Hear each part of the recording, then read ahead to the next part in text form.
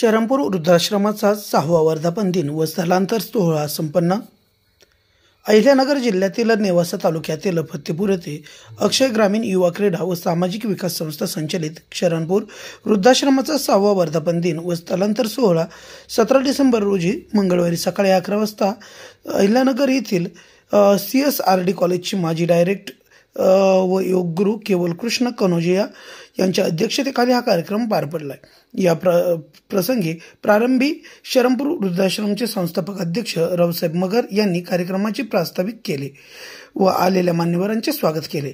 यावेळी व्यासपीठावर कॉम्रेड बाबा आरगडे, माजी आमदार बाळासाहेब मुरकुटे, सुनील वाबळे, निलेश रासकर, सिस्टर रीटा, राजू जाधव, सरपंच निलोफर शेख, उपसरपंच दत्तात्रय गवते, शरणपूर वृद्धाश्रमचे उपाध्यक्ष मुसाबाई अत्तर, सुरेखा मगर, भानदास गायकवाड आदी यावेळी उपस्थित होते।